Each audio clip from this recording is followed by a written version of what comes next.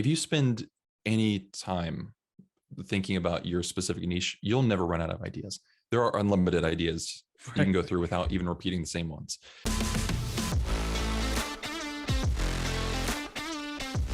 Welcome to the Entrepreneur Motivation Podcast. I'm your host, Chris Bello. Today, I've got Kyle Seagraves on the show. Kyle, welcome. Thanks so much for having me, Chris. It's awesome to have you. And I still can't believe we're talking because the story for my audience, those listening, I heard Kyle on a podcast. I've mentioned Miles Beckler before. I heard Kyle. I loved his story. I sent him a DM and boom, it's like the genie rubbing the lamp and you appeared. Here you are.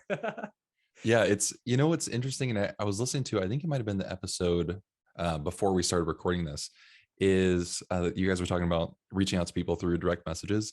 It's interesting too, and you might get this as well, is the difference between the direct messages that you actually want to reply to and you like hop on a podcast with somebody, and then the ones where you can tell that that person has zero value. They almost want to like use you and discard you, and you're like, I'm not interested. So it's so interesting in the pitch that people have in the DMs, where it's like you came in and it was very much like, hey, I saw you on this is how, I'd love to have a conversation with you. And sometimes other people come in with this like really aggressive pitch in a like DM style, and it's like, this is not going to work.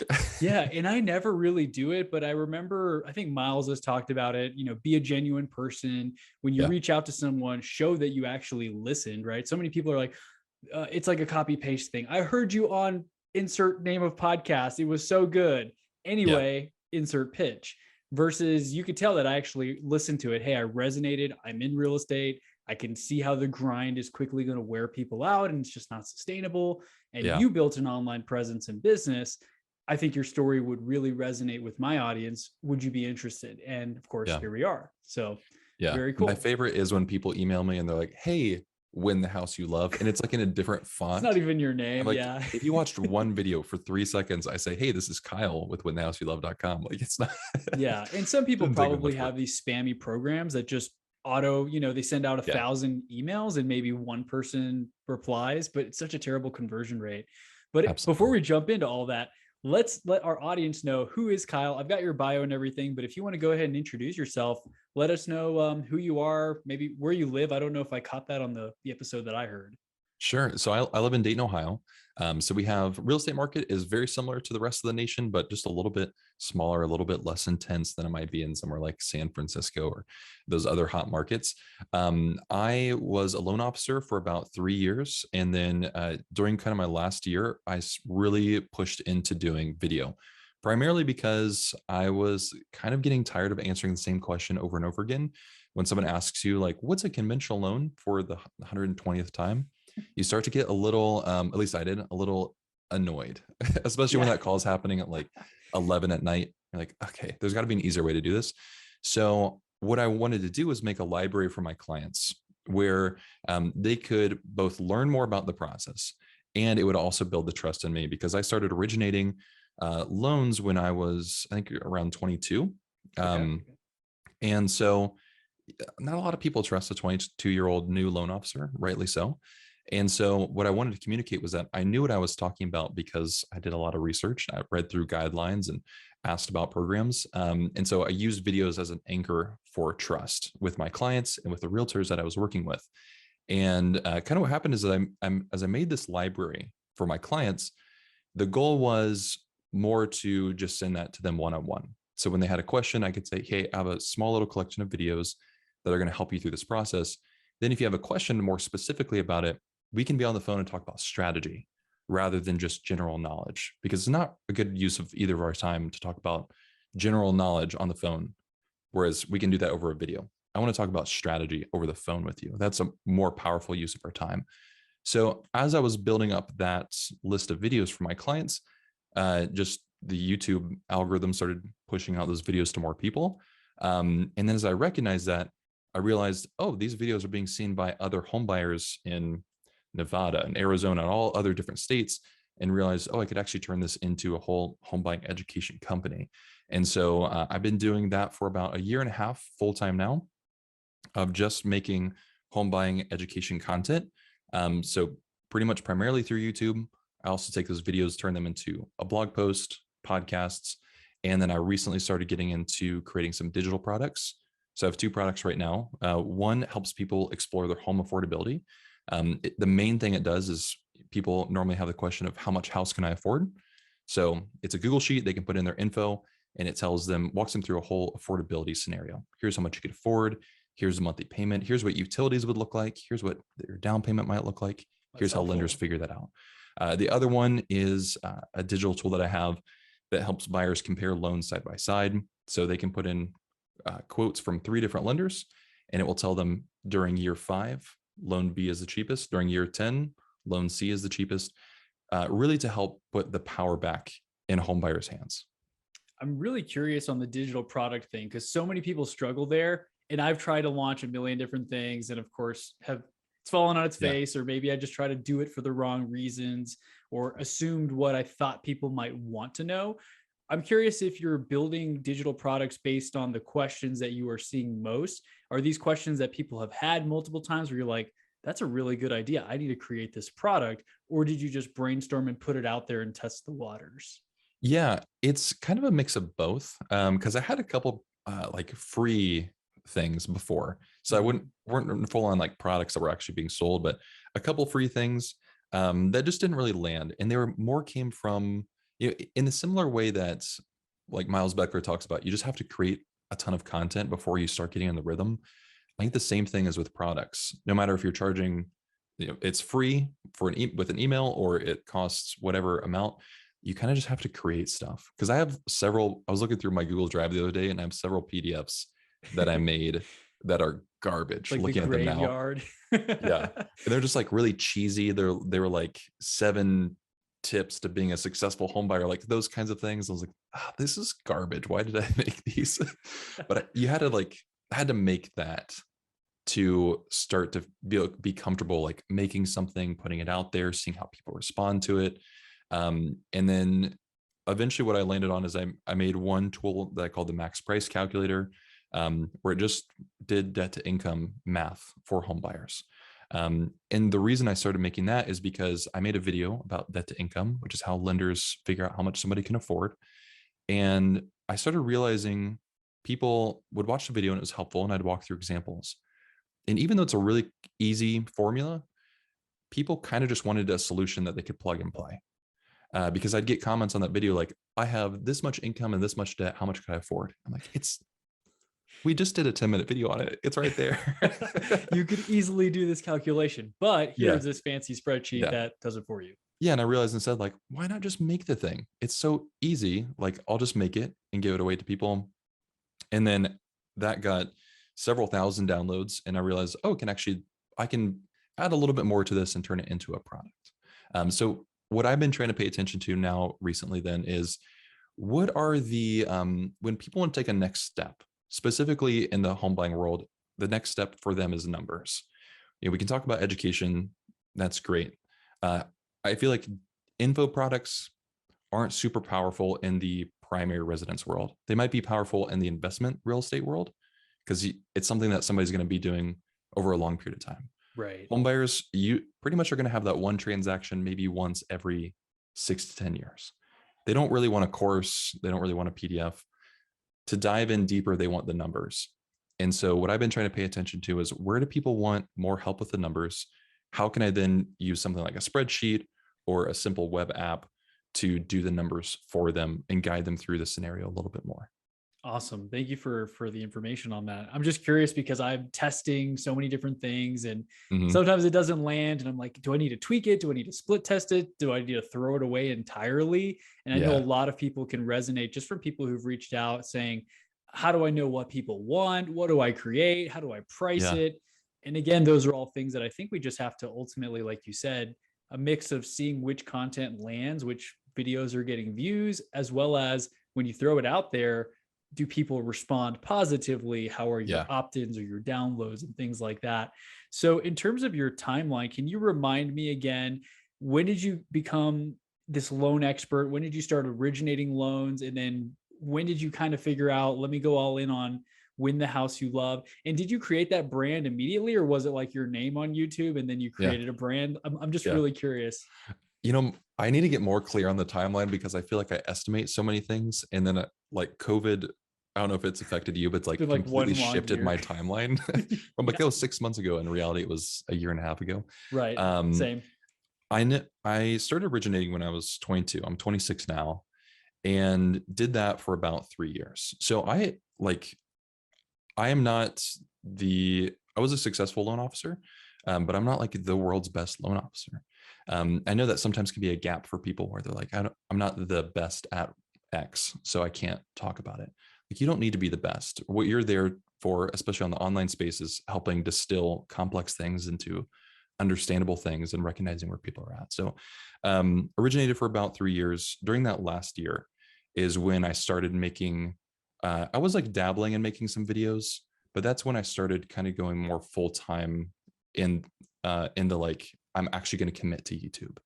Before I started YouTube, though, pretty much when I was first starting originating, I made a lot of personalized videos through BombBomb. So you can use something like BombBomb or Loom or Wistia Soapbox to make these one-on-one videos. But I would end up making around 800 to 1,000 personalized videos per year for my clients. So for realtors, for home buyers, basically instead of a phone call, I did it over video. And that, for me, I just found built a lot of trust. And it also helped me practice being more comfortable on video and kind of developing kind of my video-ish style, or like how I present on video.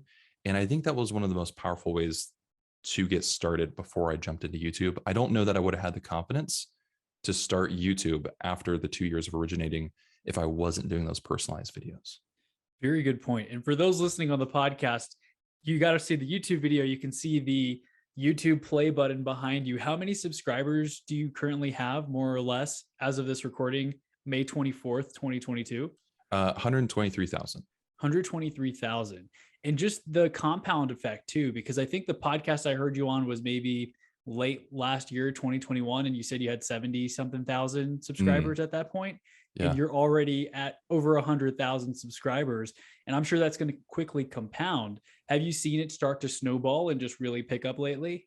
Yeah. The biggest change was like, I think in the first year and a half of making videos, I think it took me a year and a half to get around 500 subscribers and I think 70 videos. And a lot of people would stop way before then. And I think that's a big Yeah. problem, is that all those videos carry momentum with them. And so don't expect anybody would watch the videos in the beginning. And the only reason I had the confidence to keep going with it is because of Miles Beckler's videos, where he was like, hey, this is how it's going to work. You have to make 100 pieces of content before you ever look and see, is there anybody watching? Right. Like, you have to prove to YouTube, to Google, like, that you can make helpful content over a long period of time, because there are tons of people making content. If you're new on the scene, why is Google going to look at your videos when someone else already has hundreds?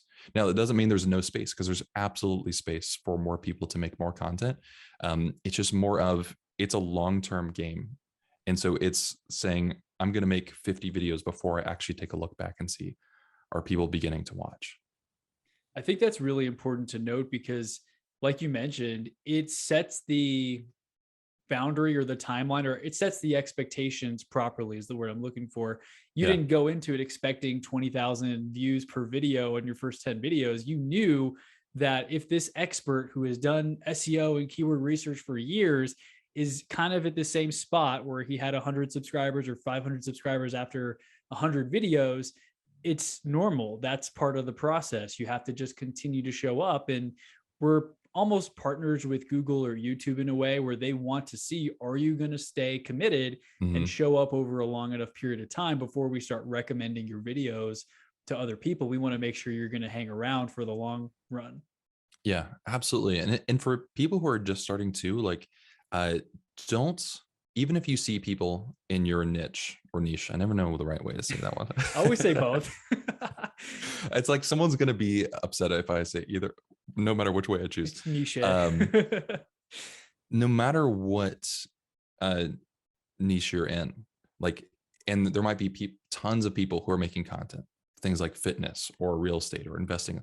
There are people who have thousands and thousands of videos in those spaces. The more people that are in those spaces, the easier it actually is to build an audience. We're like, in our brain, we have this scarcity that says, oh, that person already did those videos. There's no way I'm going to be able to squeeze in here. Mhm. And the opposite is actually true. Like I had that thought when I initially started. So a good friend of mine, Javier Vidania, he has a channel with around 130,000 subscribers. And we're in the same niche, first time home buyers. So helping them understand how to get started with a mortgage, get started buying their first home. And he had around 30,000 subscribers before I ever made my first video. And I remember looking at his channel and thinking, oh man, he already Never had, gonna there's get no way, there. there's no room. He has the top channel at that point, was like the top channel in first time home buying YouTube, with 30,000 subscribers, which is kind of funny to think about now. I was like, there's no way, there's no point in me making these. I'm just going to make these for my clients. Well, what ends up happening is, especially when there's somebody who's starting out kind of leading the way, is there isn't really an audience for YouTube to see in the space yet. So first time home buying. Before Javier started, there wasn't really a space of first time home buyers. There were some videos on investing and some videos on real estate, but they weren't to the same caliber, the same intensity that he was making videos. They were kind of more like videos of 9 years ago, loan officers and like ties being in like a weird office, talking like a language that nobody understands. Right. And so for him, growth was a little bit harder because he was kind of developing that audience, and YouTube was developing the audience along with him. They were seeing who is going to watch this collection of videos. Because that's kind of how the algorithm works, is that it understands us in groups of topics that we watch. Mhm. It understands that like, if I watch jazz videos and then I also watch soccer videos, and then Chris, it sees you watch jazz videos, even if you've never shown interest in soccer videos, it's going to start suggesting them to you Right. because it recognizes people like me who watch jazz videos and then soccer videos. Even though they're not related at all, you likely are like me. And so they're going to start recommending that. So that's how the Hmm. audience is being created.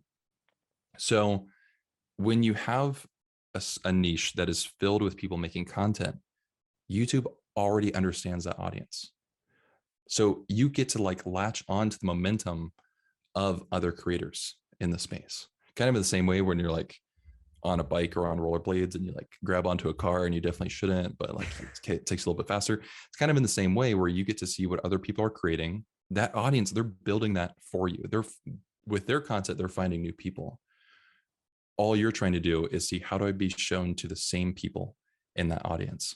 And the playbook is already kind of created for you.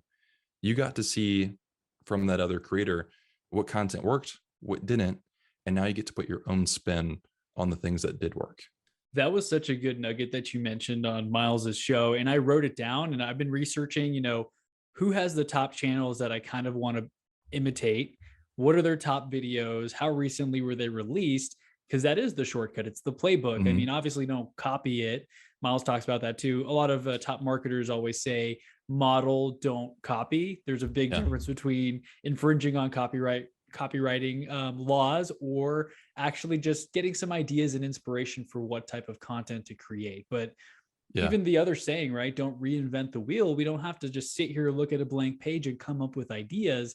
The information is out there for us to access and just get some inspiration from whenever we go about creating our videos. Yeah. And you can absolutely, I think one of the best ways to kind of to do what you're talking about is not just look at your niche. So home buying, for instance, not just look at who makes home buying content, but who makes videos that you watch outside of home buying, just your own interest. What do they do that's different in their space? And how can you take that into your space as well? A good example is that the way I kind of created my video style is based a lot off of uh, a YouTube creator named Dr. Berg. Are you familiar with his channel at all? I think I followed him after you mentioned him Okay. before. Yeah. Yeah. So he does a lot of kind of like health-ish videos, has around like Yeah. 7 million It's a lot subscribers, of like huge channel. subscribers. And his videos used to always be with like a smart board in the background. And when I first started videos, I liked his format because it was this cool, like he could look back at the screen. He had his whole video was outlined. When you click on it, you could see the whole video right there, scrub to different sections and see him highlight and circle. Right. But I was like, I don't have money to buy a smart board, but I do have an iPad. And so I just started putting the iPad up on the screen next to me, have the whole video laid out. And that's kind of been like my style of video but it was something that I got inspired by from a completely different niche, pulled it into mine. And then that resonated really well with the audience that YouTube was showing me to. That's a great nugget. And that's what we have access to today. Just so many people, conversations across the world. I mean, even with you, Yeah. how did you link up with Javier? Did you reach out to him when he was earlier on in his YouTube career, or did you kind of meet each This other? has been debated by us. I think we've been trying to figure out who The reached out to origin who. story. I oh gosh, It I must have can't been a remember. DM or something similar, just like how Yeah. we connected years ago. I'm sure you reached out, or Yeah. he reached out to you, or somebody sent an email or something, right? Yeah. I know it was a DM. I can't remember what about or how it started. It started a lot more casually than a like, hey, would you come on my video kind of thing? Right. Because now we're super good friends. And what's That's awesome. interesting is like, you know, we both have had this conversation quite a bit where we've been equally have this like jealousy slash admiration of each other, especially in the beginning before we knew each other, where you kind of start to view when you're creating, you kind of start to feel a little bit competitive against people who have similar channels to you Yeah. or people who are growing maybe faster than you are. And it was interesting when we started talking and realizing like, oh, it's actually a lot nicer to be friends and to collaborate on ideas and talk about what's working, what isn't working, rather than feeling like we're in opposition of each other. Because with YouTube, you know, our brains are so tuned to look at scarcity. It's all like programmed to the survival. Yeah. And it just doesn't work like that online. Like there is unlimited space for people. There aren't three top positions for somebody in your space to make content, and then it's who gets bumped out. There's unlimited space for creators in all sorts of categories. And so it's helpful for me to remember things like that because it's very easy to get trapped in that scarcity of like, oh, they have more, or I have to beat this person out, or, you know, they made more videos than I did. And, you know, now my channel won't grow, like thinking in that way, when in reality, it just keeps growing and growing and becoming bigger and bigger.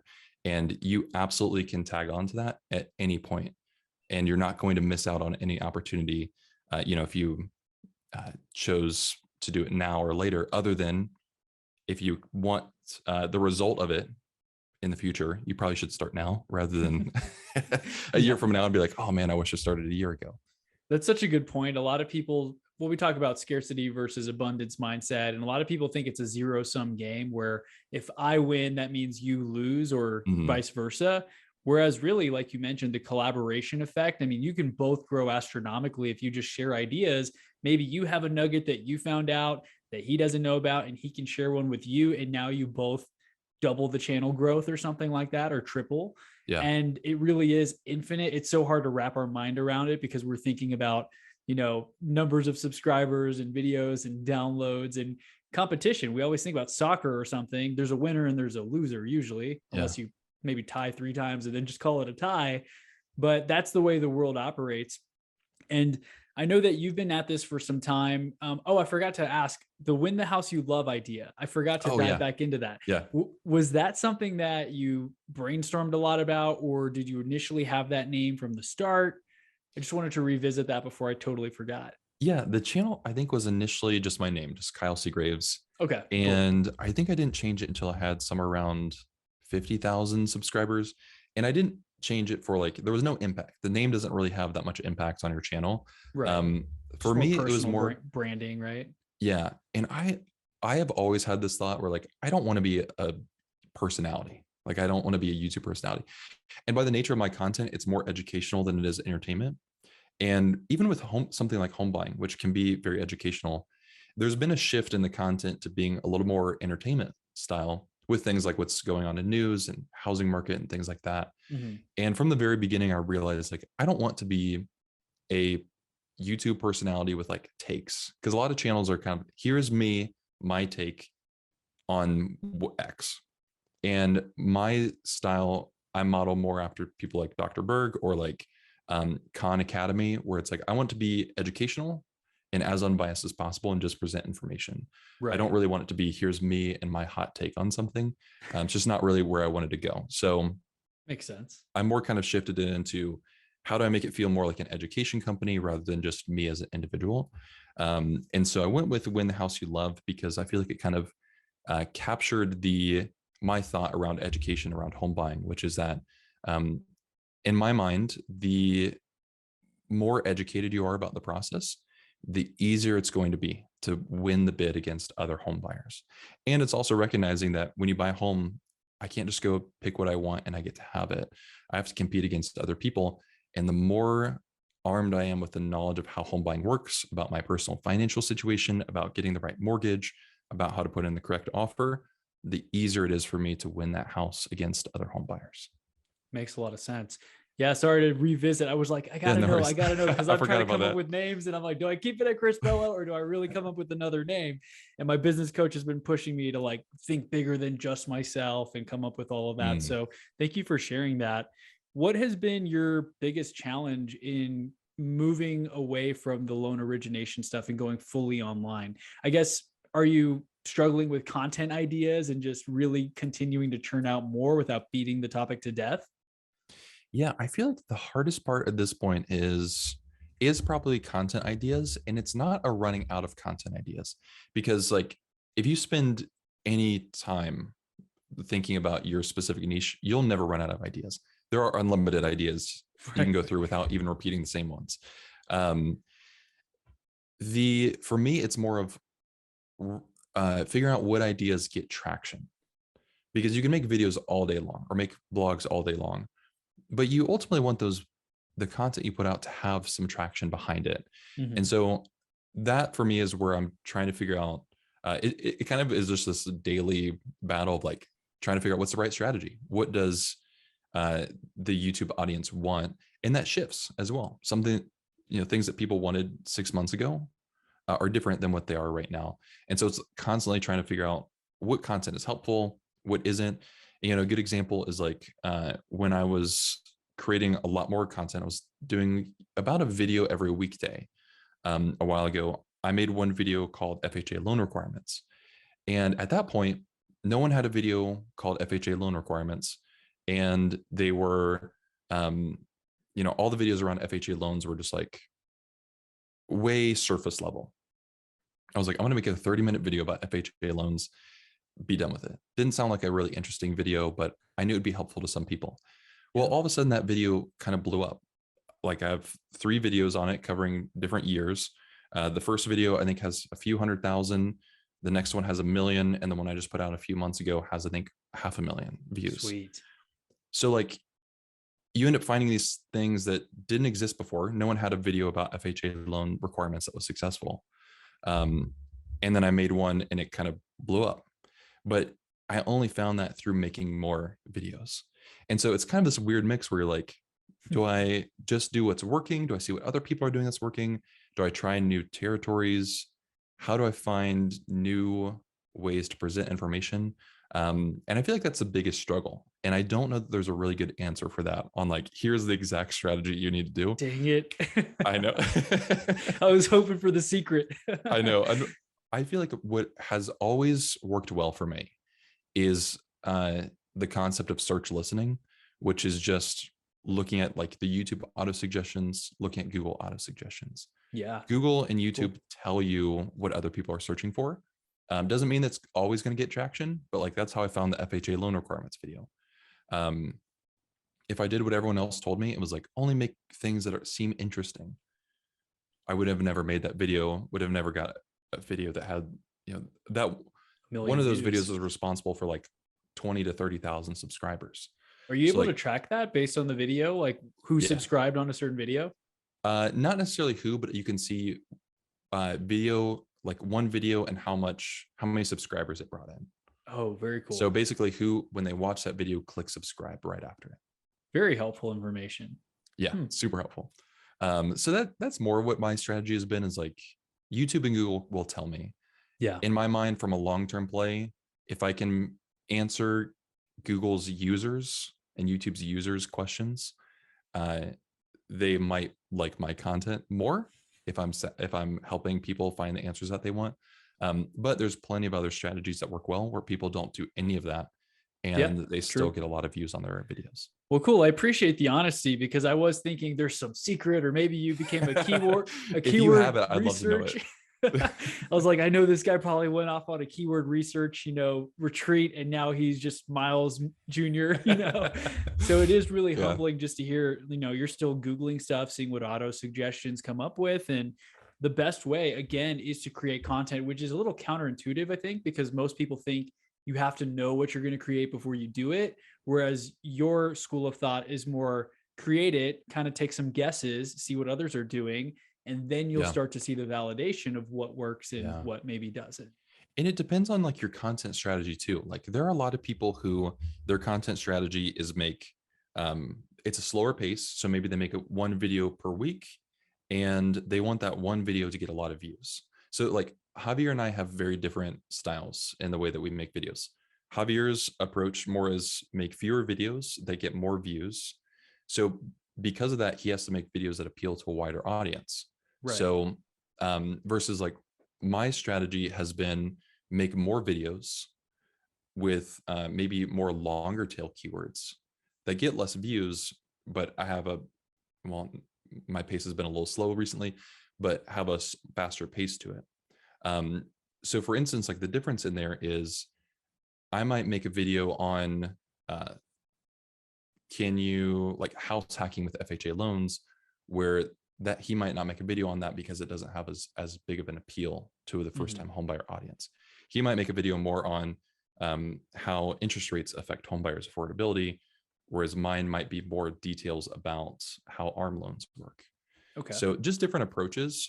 My approach lends itself more towards doing the keyword research side, and his approach is more on the kind of psychographic side of seeing like how are people feeling, what are they looking for, where are they at in the market or at in the journey, and both strategies work well. Yeah, and there's no right or wrong way of doing it. Clearly you have the creative capacity to decide what you want to try, what you want to create, and maybe you'll switch entirely to vlogs one day and be like, hey, I'm going to be like Casey Neistat or whatever. Yeah. Although I love the current setup, the studio, the professionality, and the high quality mic and camera. I mean, I'm jealous. I got to upgrade on my side. So if you're watching on YouTube, I'm sorry, I just have a blank wall behind me, but hopefully that YouTube thing soon too, right? Yeah. Ultimately, like people watching don't really care about quality that much. Yeah, they want to know like the something content. that's like fun to do. Right, right. Are you teaching them something? Are you sharing your wisdom? And again, I know this is about you, not about Miles, but I know we both connected over that one podcast because we both found him years ago. He had that headset that was $20 or whatever for like the first 3 years and grew to over 200,000 or whatever subscribers. So it doesn't really matter so much as you're getting the information across. And to be honest, our first 100 videos are probably going to be pretty terrible anyway, until we start to get into that rhythm and cadence. Yeah. My first videos were on an iPhone. So it's all something that like build up as you go. And I still could probably shoot them on an iPhone and be fine. For me, it's more of like the video stuff is kind of a hobby. And so the quality is like a fun element to it. Absolutely. Totally not necessary. Yeah. I mean, you don't need to go all out right away and get the $4,000 camera. Although I imagine, the quality might look nice, but so many people I can imagine would get that and they haven't done the work of creating the videos and it doesn't stick, versus making 100 videos with your iPhone. And then you didn't even say you changed your name until 50,000. You started to take it more seriously as you had 50,000 plus subscribers. And then you started to change things, at which point I'm sure you considered upgrading certain parts of your gear. Yeah, absolutely. Yeah. Yeah. It's all like as the channel grew is when I allowed the equipment to grow with it, and not vice versa. Cause it is always interesting sometimes. Like I feel like I get a lot of emails from people who are like, hey, I'm thinking of starting a YouTube channel. I want to do what you do. Like what equipment do you use? They're trying to jump right You're not away going to get anywhere. Like just make stuff. Like I've thought about maybe in the future going into doing some like YouTube coaching of sorts. Kind of hate that language of it, but like helping people start with a channel. But I don't like, I would want someone to make 25 videos before I started working with them. Yeah. So because you really just have to get started. It doesn't matter the equipment, doesn't matter how good the content is. It's all going to be bad. Like just accept that it's not going to be good. You're going to look back on it later and kind of cringe. That's how I feel about my videos. Like they were shot on an iPhone. I was walking around my neighborhood. They're like really cheesy. Yeah, like They weren't too bad, but there's a little bit of background noise. yeah, they're awful looking at them now. And I'm sure I feel the same way probably about videos I made 6 months ago. Like Right. you just have to keep making stuff and then improve as you go. But if you're trying to get it perfect and make it nice quality, it's not going to work. And I think the number one thing that causes people to stop making videos is that they share them with people. I had somebody who I know from college. He was like, I'm gonna start making YouTube videos. He was like, I made my first one. Can you tell me what you think? Like, why? Like, why do you Who like, cares? Yeah, it doesn't matter. yeah. And he was like, well, I sent it to a bunch of my family and friends. Don't, don't like, Especially at the beginning. no, I never showed my family or friends my videos in the beginning. Mhm. And even still don't now. Uh, like, I don't want them watching. They're not home buyers. They're not my audience. Right. They're going to give you random advice that Yeah. doesn't even relate to your experience that you're trying to create. Absolutely. And you get in this point where you start getting paralyzed by the decisions that other people are Right. suggesting for you, when you should just be making videos and not looking back. That's what's going to help you grow, not constantly trying to see how can I get better and better by getting the advice from people who aren't actually your ideal audience anyway. Exactly. And if anything, I think it's important. I've said this before on the show, get advice from people who have done it, because if you're asking people for advice and they don't even have a YouTube channel, or Mhm. worst, they created a channel 20 years ago and have no subscribers, no videos, no profile picture, they're just lurking and commenting on things. They're Yeah. not quite at that level to give you advice on what type of videos to make because they've never created videos. Yeah. So that's something that we often give too much weight to family members and friends because we care about them and we grew up with them. When we fail to realize that we've kind of outgrown them in certain areas, like you with your YouTube channel. I'm sure you've probably had friends or contacts reach out like, dude, I didn't even know you had a YouTube channel. You got 200, almost 200,000 subscribers and counting, right? I remember I made a video. I'm nowhere near you. I'm trying to figure things out. So that's why I'm selfishly picking your brain. But I made a review of my Honda Accord years ago. Yeah. It's ironically my most viewed video. I think like 200,000 views. So I'm famous for a Yeah. video I made like 10 years ago on my Honda. And a guy at my gym at my apartment years ago was like, dude, I was looking for Hondas and I saw your video. Oh, no way. And it was so cool because I had that little moment of, wow, I didn't tell anybody about this video and Yeah. someone out there saw it that I just so happened to run into at this apartment gym. Does that ever happen to you where people reach out saying, dude, I didn't know your channel was so big? Yeah, it's funny when people like I have friends of mine who are like, yeah, I was looking at YouTube to figure out how to buy a house, and then you were I saw your there. face. Like, yeah, sorry, I'm the one to have to tell you these answers, but That's awesome. And you're not really huge on, I saw your Instagram. I followed you on there and like, you don't really post about anything on there. And I remember you talking about yes, mostly being on YouTube. So has YouTube remained your core focus and everything else is kind of like, yeah, it's going to be more personal and private for me? yeah. I kind of hate social, like all social stuff. It's funny because like to become a creator, you have to kind of like, okay, fine, I'll put it on YouTube, right? Yeah, I think it really just depends on like the cool thing about creating stuff online is there's so many avenues. There's no one right way.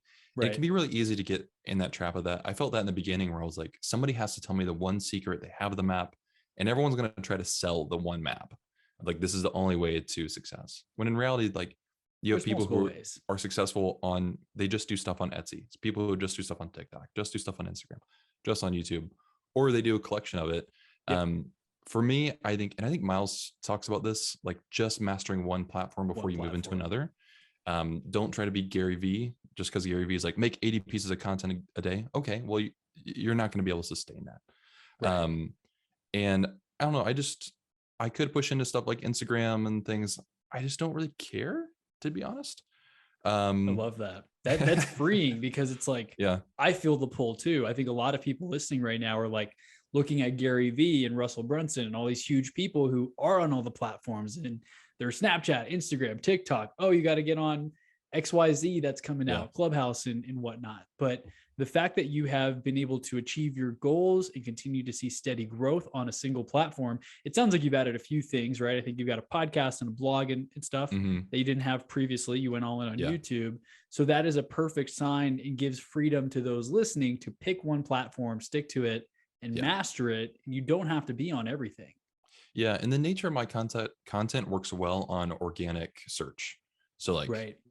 a video where someone can search in something about FHA loans. Great. My content is perfect for that.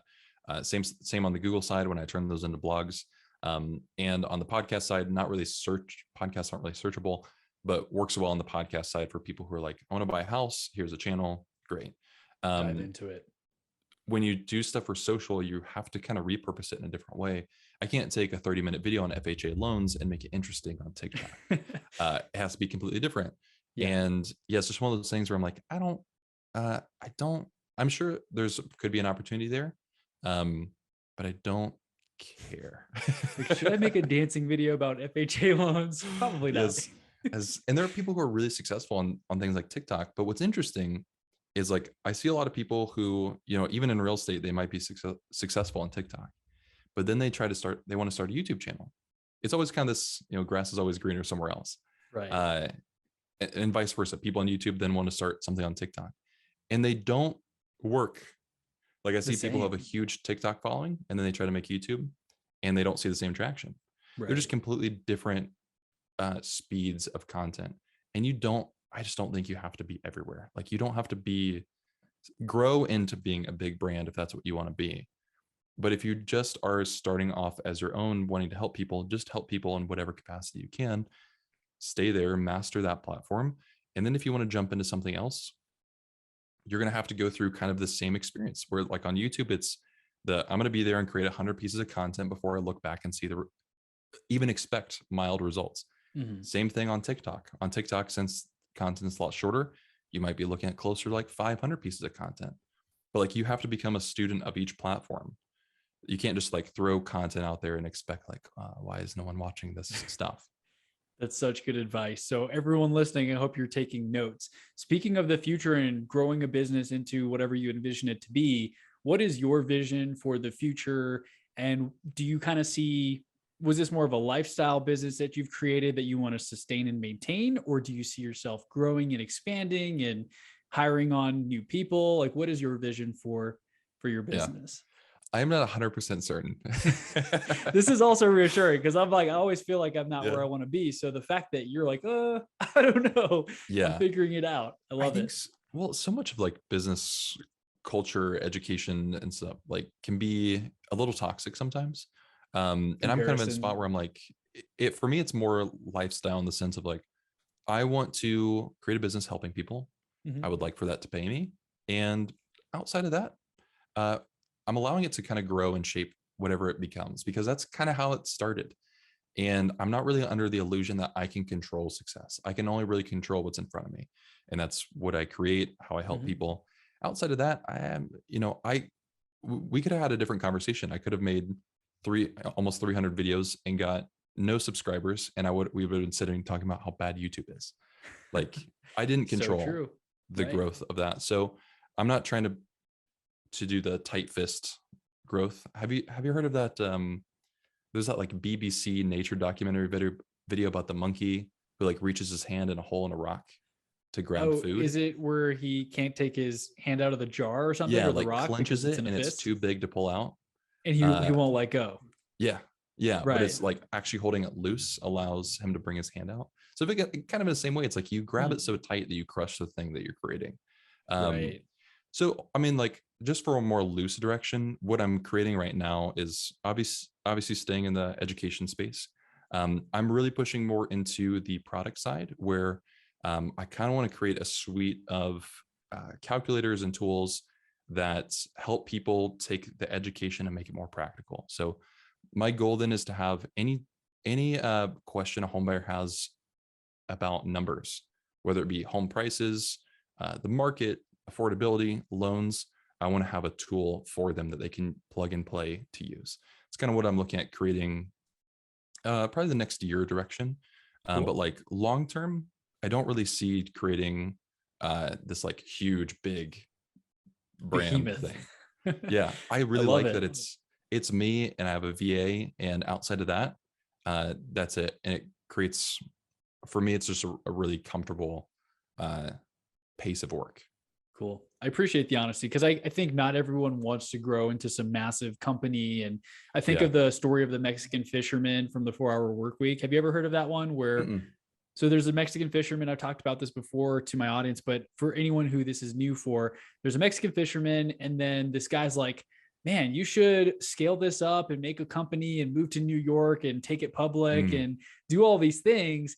And the Mexican fisherman is asking the like Harvard grad or whoever he is, like, or I think it was like a VC guy, like some sort of investor. Then the Mexican fisherman goes on and asks, well, what then? And he's like, well, you could sell it and make millions, and then you can go retire off of a small coast, off the coast of yeah. Mexico, where you could live in a village and take siestas and play guitar with your friends and go out and eat with your wife. And he's like, but I already do that. So what is the Yeah. point of growing and scaling and going public and Yeah. selling if you're already living your vision and your ideal life? Which is what I really want to harp on here for you. You're kind of having fun with it and seeing where it goes, and you're controlling the inputs, not worrying so much about the outputs. Because if you do the work and you improve on your craft, which clearly you've done, you will reap the rewards, and that is what you're seeing Mhm. as your outputs. Yeah, I think that's a fantastic point. Like there's it's so easy to get caught in the culture, and because I had to like unsubscribe from lots of podcasts and newsletters and everything, because I was getting very entrenched in a little bit more of the toxic side of the business hustle world. I Yeah. was like, is that really what I want? Because you get to a point where everyone's telling you what you should want rather than actually understanding what are the things that I actually want. And for me, what I really like having the flexibility to uh like not work one day because I want to go hang out with a friend of mine, or I want to just take a day off, or I love the flexibility of that. And obviously you're growing into a business that creates that, but you can't say you want that and then also say I want to continue to grow this in its scale and do all these things. Right. If you actually look through and be like, is that really the thing that I want? Is the money actually going to bring happiness? Think of the last time you hit like an income milestone. Did that actually bring you? Did that change things Lasting about your life? happiness. And I would be amazed to find one person who said it did. One of the most powerful lessons for me was like when I originated my first full year originating, I made $100,000, and I remember like that's always like that big milestone. Everyone's like, I want to make six figures, and so like I did that at 23 ish, and was like, oh, literally That's nothing it. changed. Like other than like I could buy more things, but nothing changed. I Right. was like, oh, I'm glad I realized this way early on than later on. And of course, it's always nice to have more money, but it's also helpful to realize that that money shouldn't have this insane power over your decisions and over the happiness and contentment that you have in life. Yeah, very, very wise words. And I'm so glad to hear that you learned that early on.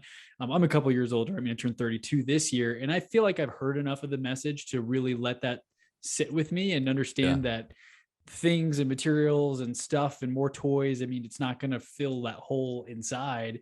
But being creative and doing what you're passionate about. I see the guitar behind you, and I saw when you accepted my follow request, you're playing guitar, and you're also a very Hmm. talented musician.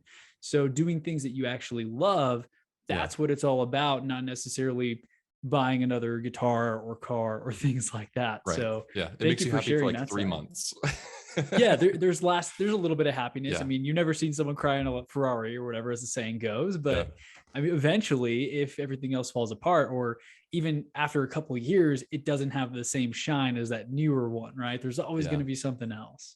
Do you also feel like there's like a difference in pace? And I don't know if this is something that's changed recently with like just social media has given us more access to seeing other people's lives, Mhm. where there's almost this idea that I should have everything now rather than it being something that's going to be like you mentioned, you're 32, like you have plenty of years to Plenty of grow time. into this ideal lifestyle. If it's things Right. or experiences you want to accumulate, like that can happen over the next 30 20 plus years, years. 30 years. Right. Yeah.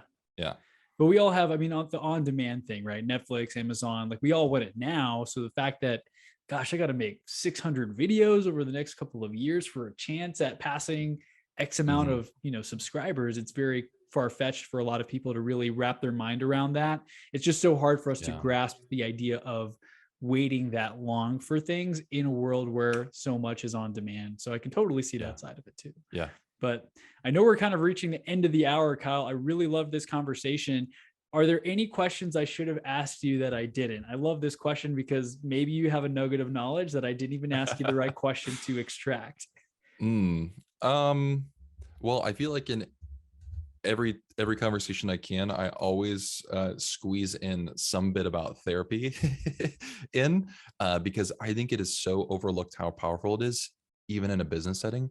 Um, Going to therapy has made me produce way better content and be have a more successful online business Wow. because instead of creating and making decisions based out of a lot of insecurity or a lot of need for validation, they've been based out of actually what's helpful for people. And it wasn't until I did a lot of inner work to be able to get to that point. And Miles talks about that. It talks about the inner work quite a lot, where it's, Yeah, as you're meditation and creating, stuff. especially when things are very public, your failures in creating content are public, your successes are public. It forces you to do a lot of inner work. Um, and I think if you can recognize that, and that might look like doing things like going to therapy or talking to, maybe it's more spiritual for you or whatever that looks like. Or some people go into like stoicism, recognizing more of how the internal world affects what you're creating Mhm. is really powerful. And I think a lot of people get so focused on like, what's the tactile strategy? And ultimately, that doesn't really lead you in any long-term direction if it doesn't align with where you're at internally. And getting really clear on like who I am, what I mean to myself, how I relate to other people in the world, what I feel like I'm here to do. When you align and resonate with that internally, people are going to pick up on that externally, and it's going to cause growth. If it's just strategy that you're trying to force upon yourself to become something that you think you want, it's probably not going to align with people, and people won't be attracted to you. I love that. Thank you for adding that. So, coincidentally, I had a call with my life coach, who's really like a Mm-hmm. therapist on the performance side, and Yeah. we talk a lot about introspection and feelings and how I feel. It always starts off with how are you feeling, which is never anything I ever thought about. Right? We think of Yeah. David Goggins and we're like, "F your feelings, we need to go on a run," but that stuff Yeah. really matters. So I love that you're bringing that up to tune into that. But I really enjoyed this conversation, Kyle. If I didn't have to go to do wedding tasting, I wouldn't mind, talking your ear off for another Yeah. hour if you were free. Where can our audience go to connect with you, to learn more about you? Obviously, YouTube is a great spot. Yeah, YouTube is where I'm the most active. So you can just search Win the House You Loved, WIN, Win the House You Loved on YouTube. Also, my website, winthehouseyoulove.com. But it's been a Perfect. pleasure, Chris. Thank you so much. Likewise, it was awesome connecting with you, and let me know if I can ever help in any way or make any cool connections. Although it sounds like you and Javier are taking on YouTube by storm. So. Thanks, Kyle. Awesome. Thanks, Chris.